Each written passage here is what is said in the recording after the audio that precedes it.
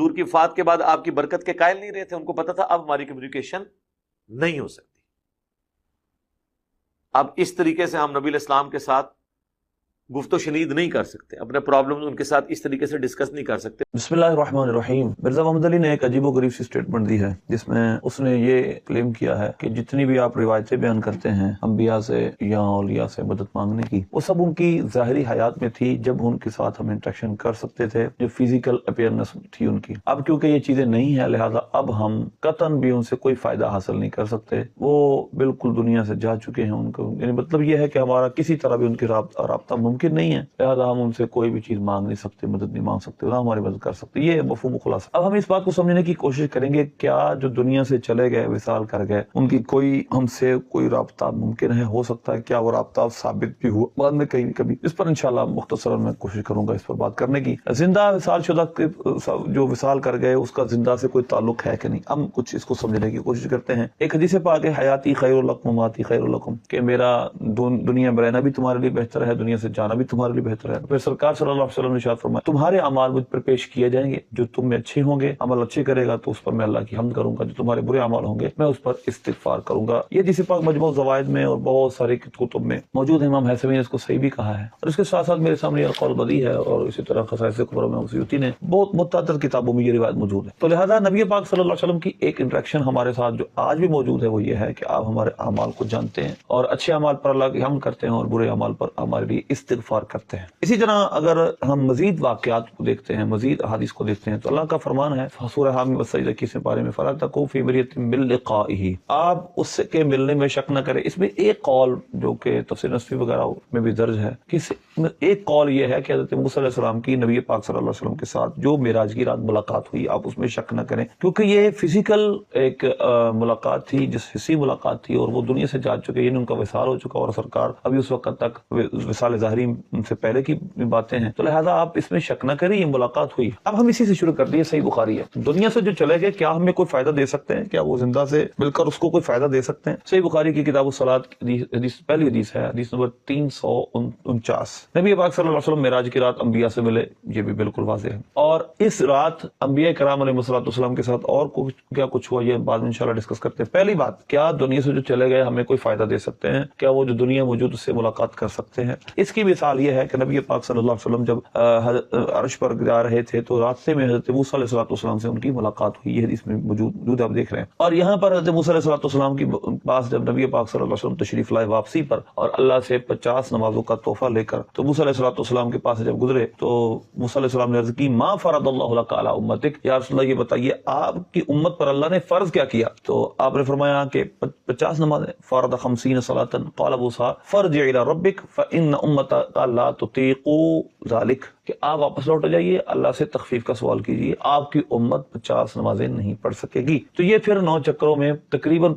9 چکر لگے اور 45 نمازیں معاف ہوئی، 5 رہ گئی۔ تو یہ وہ آج قیامت تک کا وہ فائدہ ہے کہ جو دنیا سے ایک ہستی تشریف لے گئی، اس نے ہمارے حق میں اتنا فائدہ ہمیں دیا کہ اب 50 نمازیں قیامت تک 45 معاف ہو گئی، 5 رہے گی، اور 50 کا ہمیں ثواب ملتا رہے گا۔ یہ کیا ہے؟ ایک وہ جو دنیا سے ہستی تشریف لے گئی، اس کا ہمیں فائدہ جو نبی پاک صلی اللہ علیہ وسلم سے ان کی ملاقات ہوئی، اور فائدہ وہ قیامت تک ہم اٹھاتے رہیں گے۔ تو لہذا یہ پہلی مثال میں نے آپ کے سامنے دی ہے۔ اسی طرح یعنی کہ یہ بنیادی طور پہ مثال یہ ہے کہ جو دنیا سے چلے گئے وہ ہمیں فائدہ دیتے ہیں۔ اچھا، یہ پہلی مثال اس کی جو نے دی ہے، اور اس سے انٹریکشن ہو سکتا ہے۔ اب انٹریکشن کیسے ہو سکتا ہے یہ الگ بحث ہے، لیکن ممکن ہے۔ آگے چلتے ہیں۔ حضرت موسیٰ علیہ السلام، حضرت ابراہیم علیہ السلام، حضرت الیاس علیہ السلام، مختلف انبیاء کرام علیہ السلام سے نبی پاک صلی اللہ علیہ وسلم کی اس دنیا میں ملاقات ثابت ہے۔ معراج کی رات، یہ مسلم شریف کی حدیثیں آپ کے سامنے چل رہی ہیں، اور کتب حدیث میں بھی ہیں۔ تو صحیح مسلم کی حدیثیں جو میں نے پہلے بھی نبی پاک صلی اللہ علیہ وسلم کی حیات ظاہری پر پورا میرا ایک کلپ تھا، اس کے اندر میں نے یہ سارے ریفرنس دیے تھے، اور اس جگہ بھی آپ دیکھ رہے ہیں کہ صحیح مسلم میں یہ روایتیں موجود ہیں۔ نبی پاک صلی اللہ علیہ وسلم نے فرمایا، میں موسیٰ علیہ السلام کی قبر کے پاس سے گزرا، فاذا هو قائم يصلي، وہ کھڑے نماز پڑھ رہے تھے۔ پھر اسی طرح آپ نے فرمایا کہ میں ابراہیم علیہ السلام کے پاس سے گزرا، وہ کھڑے نماز پڑھ رہے تھے۔ اب قطن یہاں پر یہ مراد ہے کہ روحیں کھڑی تھی، نبی پاک صلی اللہ علیہ وسلم فرمایا وہ کھڑے نماز پڑھ رہے تھے۔ اب کھڑے ہونے کا، بیٹھنے کا تعلق روح سے تو نہیں ہے، روح ایک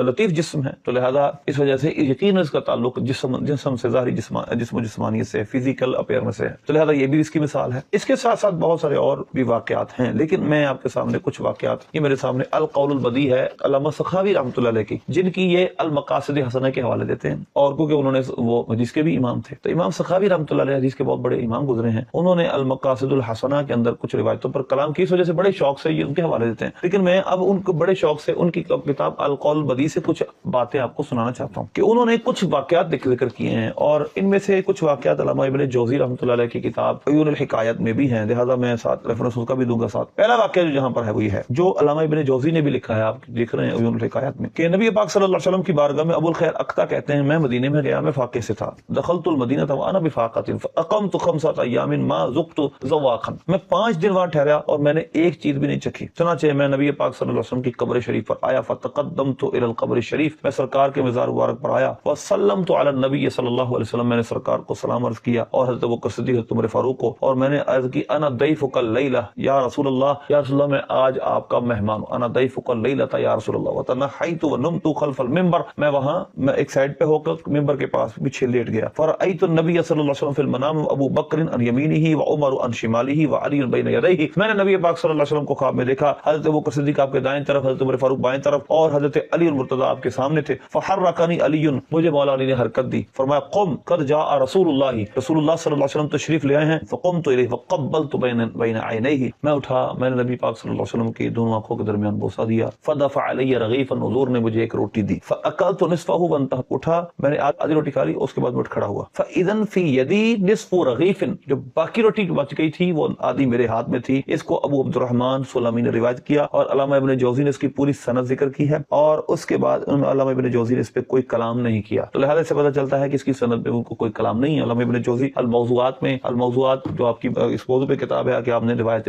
موضوع پہ پوری کتاب لکھی ہے، تو آپ تو اس بارے میں بڑے مشہور ہیں، اور یہ مرزا ان کے حوالے بھی دیتا ہے اس حوالے سے، اس وجہ سے ان کا اس واقعے کو درج کرنا بڑا اہمیت رکھتا ہے۔ اسی طرح کے ایک اور واقعہ جو کہ القول البدیع میں ہی صفحہ نمبر 339 پہ موجود ہے، کہ حضرت حافظ ابو بکر مقری کہتے ہیں، اور یہ کہتے ہیں میں کنت انا و طبرانی و ابو شیخ فی مدینہ النبی صلی اللہ علیہ وسلم فضاق بنا الوقت، اس طرح تھا کہ میں، امام طبرانی اور ابو شیخ، یہ تینوں محدث تھے، یعنی حدیث کے امام طبرانی، جو امام طبرانی مشہور ہے، ہم مدینہ شریف میں تھے، وقت تنگ ہو گیا، اور فواصلنا ذلك اليوم فلما كان وقت العشاء، یعنی مطلب کچھ کھایا پینے عشاء کا وقت ہو گیا، حضرت الى قبر الشریف، میں نبی پاک صلی اللہ علیہ وسلم کی قبر مبارک پر حاضر ہوا، قلت یا رسول اللہ الجوع، میں نے عرض کی یا رسول اللہ بھوک، فقال للطبرانی اجلس، میرے امام طبرانی فرمایا بیٹھ جا، فاما يكون الرزق او الموت، اب یہاں جہاں تو رزق ملے گا یا موت آئے گی، فقمت انا ابو شیخ، میں کھڑا ہوا اور ابو شیخ، راوی کہتے ہیں میں اور ابو شیخ، فحضر الباب، میں دروازے، وہ علوی، اسی دوران دروازے پر ایک علوی بزرگ تشریف لائے، ففتحنا له، ہم نے اس کو دروازہ کھولا، ان کے ساتھ فاذا غلامان زنبیلین، 2 غلام تھے جن کے پاس 2 زنبیلیں تھیں، 2 ٹوکریاں تھیں، فیہما شیء کثیر، ان کے پاس بہت بڑی چیز تھی، یعنی بہت زیادہ ان کے پاس کھانے پینے کا سامان تھا، انہوں نے پھر فرمایا اے قوم شکیتمونی الی النبی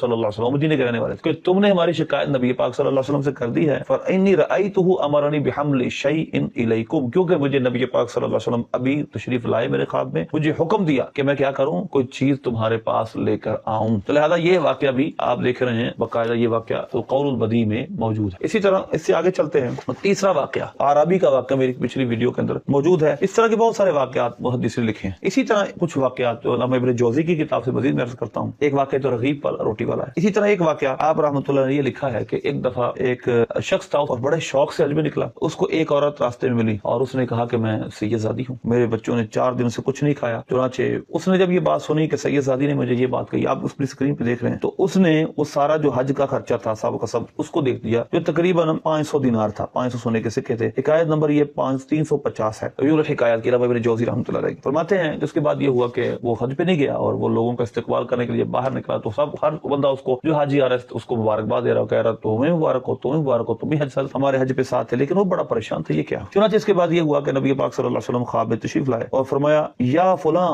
لا تعجب من هذا تہنیت الناس لک بالحج، یہ لوگوں کی جو تہنیت، لوگوں کا جو تجھے مبارکباد دینا، اس پہ تعجب نہ کر، کیونکہ تیری صورت پر اللہ نے ایک فرشتہ پیدا کر دیا ہے جس نے تیری طرف سے حج کیا ہے۔ تو لہذا یہ علامہ ابن جوزی نے یہ بھی حکایت نقل کی ہے، تو زندہ جو زندہ ہیں وہ نبی پاک صلی اللہ علیہ وسلم سے یوں انٹریکشن کرنا ان کا ثابت ہے۔ اسی طرح ایک اور واقعہ جو علامہ ابن جوزی رحمۃ اللہ نے اسی کتاب میں اول الحکایت میں لکھا ہے، ایک شخص ہے وہ کہنے لگا کہ میں سو گیا ایک شہر کے باہر، دروازہ بند ہو چکا، میں سو گیا تو ساتھ قبرستان تھا، وہاں سے مجھے آواز آنے لگی اور ایک شخص پکارنے لگا उमैमा उमैमा आ जाओ, उमैमा इस तरह के अल्फाज वो बोल रहा था, उमैम आ जाओ, उमैम आ जाओ। चुनांचे वो कहते हैं कि मैं जब वहां पर खौफ ज़दा हुआ और मैंने जब हाथफ से ये आवाज़ें सुनी गायब से, मुझे समझ नहीं आ रही कौन है। अल्लामा इब्न जौज़ी 346 नंबर ये वाक़या फरमाते हैं कि जब सुबह हुई तो वो शख्स कहने लगा, उस वक्त तो मैं नमाज पढ़ने लगा, सुबह हुई तो मैंने दरवाजा खोला तो देखा कि लोग एक जनाजा उठा के ला रहे हैं और वो उमैम नामी एक औरत का जनाजा था जिसका शौहर पहले फौत हो गया था और इसकी कब्र के पास मैंने रात बसर की और मैंने वहां पर ये बातें सुनी। आपने इसके बाद क्या फरमाया, हाज़िर हिकायत तदुल्लु अला अलम इल्मिल मौता बिअहवाल अहया। इस हिकायत से पता चलता है कि दुनिया से जो चले गए उनको जिंदों की हालतों की खबर है। ये अल्लामा इब्न जौज़ी कह रहे हैं, मुहद्दिस कह रहे हैं, इल्मी किताबी जो हकीकी इल्मी किताबी वो कह रहे हैं। अब हम चलते हैं इसके मजीद जरा और पहलुओं की तरफ। एक ये वाकया भी है, अल्लामा इब्न असाकिर ने अपनी तारीख में, तारीख दमिश्क में, इसी तरह अल्लामा इब्न जौज़ी ने ही ज़म्मुल हवा में ये वाकया भी लिखा है कि हजरत उमर फारूक रज़ी अल्लाह तआला अन्हु के दौर में एक नौजवान था और बड़ा इबादत गुजार था, बड़ा खूबसूरत भी था। उसका एक पूरा वाकया है जो लंबा है। वो फौत हो गया, वो एक औरत की वजह से उसको बरगलाती थी लेकिन उसके करीब नहीं जाता था। वो फौत हो गया लेकिन उसके बाप ने हजरत उमर रज़ी अल्लाह तआला को नहीं बताया। आपको पता चला तो आप उसके कब्र पर तशरीफ ले गए और आपने फरमाया कि अल्लाह सामने खड़े होने से डरता, उसके लिए 2 जन्नतें बनाई। चाहे जवान तू बता तुझे 2 जन्नत मिली? तो कब्र से आवाज आई, अल्लाह ने मुझे 2 जन्नतें अता कर दी हैं। ये अल्लामा इब्न जौज़ी ने सैयदना उमर फारूक रज़ी अल्लाह का वाक़या लिखा। इब्न असाकिर ने तारीख दमिश्क में इस वाक़े को दर्ज किया, आप उसको देख रहे हैं। इसी तरह सईद बिन मुसय्यब रज़ी अल्लाह का ये वाक़या कौल मदी में भी है और मुस्नद दारमी के हवाले से मैंने पहले भी इसको बयान किया और इसकी सनद को भी जामे कुतुब तिस्सा में रिजालु सिक़ात कह के सिक़ा कहा गया। सईद बिन मुसय्यब रज़ी अल्लाह तआला ने जब वाक़या हो रहा हुआ, यजीद ने जब मदीने शरीफ पे हमला करवाया, उस वक्त आपने 3 दिन बसर किए मदीने में और मस्जिद नबी शरीफ के अंदर। और फरमाते हैं मैं नबी पाक सल्लल्लाहु अलैहि वसल्लम के रोज़ा अतहर से आने वाली अज़ान काम सुनता था और मैं नमाज पढ़ता था। मिशकात में भी ये वाक़या मौजूद है। लिहाजा अल्लाह से दुआ है अल्लाह हमें सही मानों में इन बातों को समझने की तौफीक अता फरमाए।